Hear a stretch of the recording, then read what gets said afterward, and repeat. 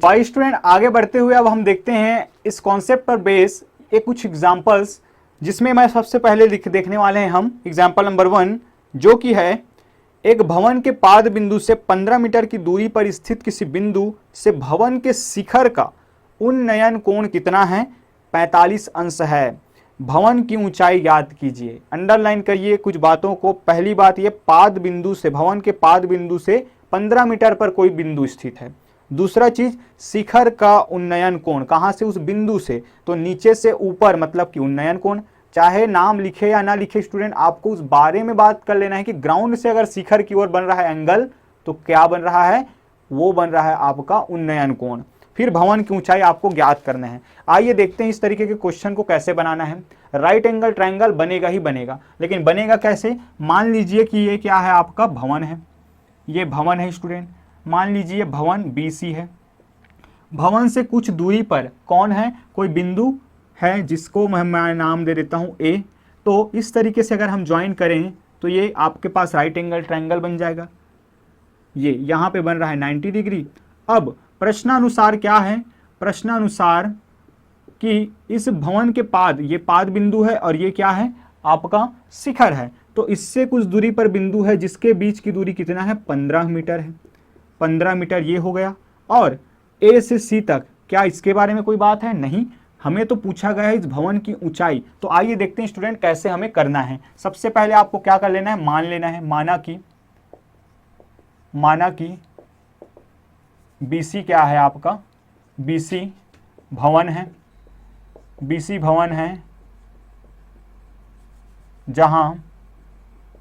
जहां C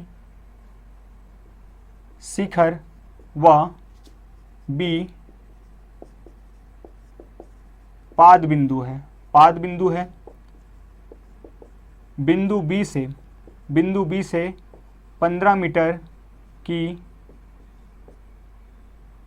दूरी पर, बिंदु B के 15 मीटर की दूरी पर बिंदु A है। तब आप देख सकते हैं इस केस पे मेरे पास क्या मिल गया? मुझे समकोण त्रिभुज मिल गया। तब त्रिभुज या तब समकोण त्रिभुज नाम क्या है? ABC में पहला चीज क्लियर हो जाता है आपका क्या? उन्नयन कोण। उन्नयन कोण बनेगा कहां पे? यहां पे बनेगा, जो कि कितना है आपका? 45 अंश का। तो कोणों को लिखना आप जानते हैं क्या? CAB या BAC, उन्नयन कोण CAB बराबर 45 अंश। उसके बाद दूसरा चीज यहां पे क्लियर है। AB बराबर कितना? AB बराबर है आपका 15 मीटर। तथा क्या ज्ञात करना है आपको? भवन की ऊंचाई तथा भवन की ऊंचाई, जिसको हमने AB लिया है, B से C कितना हो जाएगा? मान लीजिए H मीटर है। ये H मीटर है, माना H मीटर है। इस तरीके से आप लिख सकते हैं H मीटर।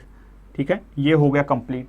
अब आपको देखना है स्टूडेंट कि कैसे आप आखिर इसका मान निकाल सकते हैं। कोई ऐसा है क्या आपके पास? कोई ऐसा ट्रिग्नोमेट्रिकल रेशियो है जिसमें आपका कौन शामिल हो? परपेंडिकुलर शामिल हो, लंब शामिल हो और आधार शामिल हो। तो 10 होता है स्टूडेंट आपका लंब बटे आधार, परपेंडिकुलर अपॉन बेस। तो उसके हमें हेल्प लेंगे हम कि चूंकि इसी पर हम बात कर रहे हैं समकोण त्रिभुज पर, चूंकि हम क्या जानते हैं? tan थीटा बराबर क्या? लंब बटे आधार। और आप जानते हैं लंब और आधार का फैसला कौन करता है? ये जो न्यून कोण के बारे में हम बात करते हैं, अगर ये यहाँ है तो इसके लिए लंब कौन होगा? ये जस्ट सामने वाला, और जिसके साथ ये बन रहा है एंगल वो आधार। अगर ये यहाँ होता तो इसके सामने ये लंब होता। याद रखिएगा स्टूडेंट इस बात को, बहुत मायने रखता है ये। जिस एंगल जहाँ पे हम बात करें उसके सामने वाला कौन होता है? लंब, और जहाँ पे ये एंगल बना है वो होता है आधार। तो इस तरीके से मैं यहाँ से लिख सकता हूँ कि इसलिए tan थीटा की जगह पर क्या है? tan 45 degree. इसके लिए ज़रा बताइए लंब कौन होगा? तो इसके लिए हो जाएगा आपका CB या BC, और ये हो जाएगा AB। और tan 45 डिग्री का वैल्यू होता है 1, और CB का मान है स्टूडेंट आपने H माना है, और AB का मान है आपका 15 मीटर। इस तरीके से अगर आप देखें तो H का मान कितना आ गया? H का मान आ गया आपका 15 मीटर। 15 मीटर आपका एच का मान आ गया, और एच आपका क्या था, भवन की ऊंचाई। अतः भवन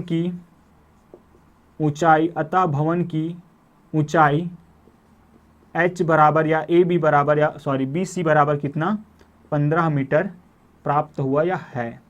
ये हो जाएगा आपका आंसर। इसको लिखना बहुत ज़रूरी है स्टूडेंट, हर चीज़ में मार्क्स आपका डिस्ट्रीब्यूट रहता है, जैसा कि मैं हमेशा से बताते आया हूँ। आइए बढ़ते हैं आगे और देखते हैं इस वीडियो लेक्चर का एक और एग्जाम्पल, और इसको करते हैं हम कंप्लीट।